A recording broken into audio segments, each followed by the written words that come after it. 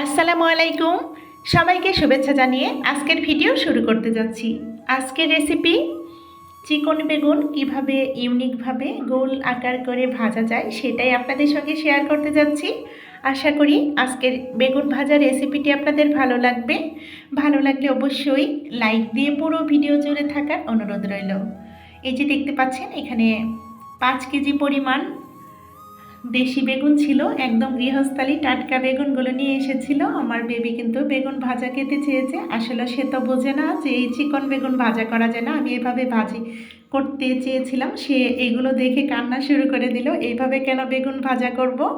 ওই যে কুল বেগুন বড় বেগুনগুলো চাকচাক করে যেভাবে ভাজা করা হয় সেভাবেই সে বোঝাতে চাচ্ছে। আসলে আমি তো আর পারছি না যে এই চিকন বেগুনগুলো আমি কিভাবে করব। সত্যি খুব মুশকিলে পড়ে গিয়েছিলাম।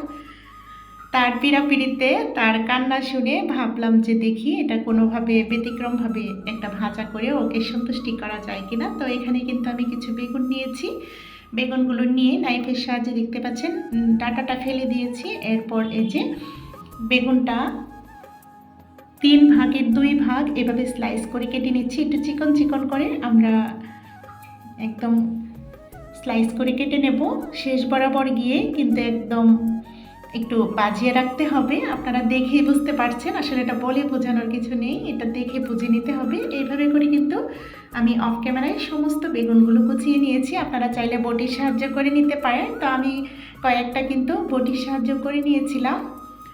এরপর এই বেগুনগুলো একটু পোল্ড করার প্রয়োজন, সেজন্য আমি পারছিলাম না, তাই ভাবলাম একটু ভাপিয়ে নিই, নরম হলে এটা ভেঙে যাবে না। তো আমি চেষ্টা করেছিলাম, 2-1টা ভেঙে গেছে। তারপর এই নিনজা টেকনিক ব্যবহার করছি। দেখুন একটু পানি ভাপিয়ে নিয়ে ফুটিয়ে নিয়ে তারপর একটু ভাপিয়ে নিচ্ছি বেগুনগুলো। 1 থেকে 2 মিনিটের মতো আমরা এই ফুটন্ত পানিতে একটু ভাপিয়ে নেব, তাহলে একটু সফট হয়, তারপর এটা পোল্ড করতে সুবিধা হবে। এই যে দেখতে পাচ্ছেন এখন কিন্তু পানি থেকে উঠিয়ে নিয়েছি, আর এই যেভাবে পোল্ড করে দিয়েছি 2 মাথা বরাবর একত্রিত করে দিয়েছি একটা টুথপিকের সাহায্যে। এরপর এখানে সামান্য পরিমাণ হলুদ, মরিচের গুঁড়ো ও স্বাদ মতো লবণ দিয়ে ভালোভাবে ম্যারিনেট করে নিয়েছি। অল্প অল্প করে নিচ্ছি, সবগুলো একত্রিত করলে আবার ভেঙে যেতে পারে।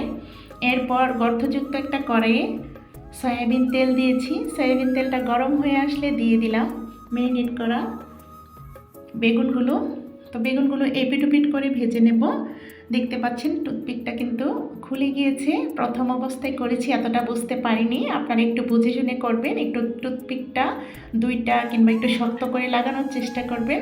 তো আমি কিন্তু 2টো খুন্তির সাহায্যে অফ ক্যামেরায় আবার লাগিয়ে নিয়েছি, অবশ্যই হাতে লাগাইনি, এটা গরম হয়ে গেছে এখন তেলে। তো সাবধানতা অবলম্বন করে আমরা এপিট করে ভালোভাবে ভেজে নেব। তো আমি দুটো পিষ্টে কিন্তু 8টে পিষ্টে ভেজে উঠিয়ে নিয়েছি। প্রথম বেগুন ভাজাটা হয়ে গেছে। এভাবে করে আমি সমস্ত বেগুনগুলো ভেজে উঠিয়ে নিয়েছি। দেখুন এইভাবে করে বেগুনগুলো ভেজে উঠিয়ে নিয়েছি। এরপর আমি একটা সার্ভিং ডিশে সার্ভ করে দেখিয়ে দিচ্ছি। একটু গার্নিশিংয়ের জন্য আমি এখানে পাকা টমেটো নিয়েছি। টমেটোগুলো একটু প্রসেসিং করে কাট করে নিয়েছি। দেখুন একটু ফুলের শেপে। এই যে বেগুনের যে গোলাকার বৃত্তের মাঝখানে যে ফাঁকা অংশটুকু ছিল, ফাঁকা অংশটুকু ফিল আপ করে দিচ্ছি এই টমেটো দিয়ে, একটু চোখের সৌন্দর্যের জন্য। তো আরেকটা টমেটো এভাবে কেটে নিয়েছি। তো আরও বেগুন ভাজা আছে, সেগুলো আসলে অল্প পরিসরে আমি দেখাচ্ছি।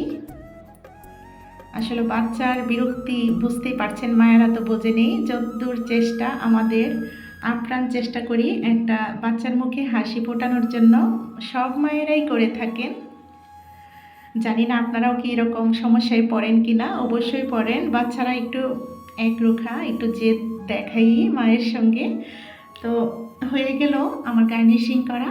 আশা করি এই ইউনিক বেগুন ভাজা রেসিপিটি আপনাদের ভালো লেগেছে। আমি আসলে প্রথম এই বেগুন ভাজাটা করেছি, আমি পরিস্থিতিতে পড়ে আমি বাধ্য হলাম এই বেগুন ভাজাটা করতে, আর সেটা আপনাদের সঙ্গে শেয়ার করলাম। দেখছি খুব ভালো লাগছে, সেজন্য আপনাদের সঙ্গে শেয়ার করলাম। যদি ভালো লাগে একবার হলো ট্রাই করতে পারো। এই ইউনিক বেগুন ভাজা রেসিপিটা দুপুরবেলায় গরম ভাতের সাথে প্রথম পাতে যদি থাকে তাহলে কিন্তু খুব তৃপ্তি সহকারে ছোট বড় সবাই খেয়ে নেবে আমার ধারণা। আর এটা যে কোনো কারোর সামনে কিন্তু উপস্থাপন করা যাবে আশা রাখছি। তো এই ধরনের বাঙালিয়ানা টিপস সহকারে নতুন নতুন রেসিপি পেতে চাইলে অবশ্যই লাইক কমেন্ট শেয়ার করতে ভুলবেন না। চ্যানেলটাকে সাবস্ক্রাইব করার বিশেষ অনুরোধ রইল।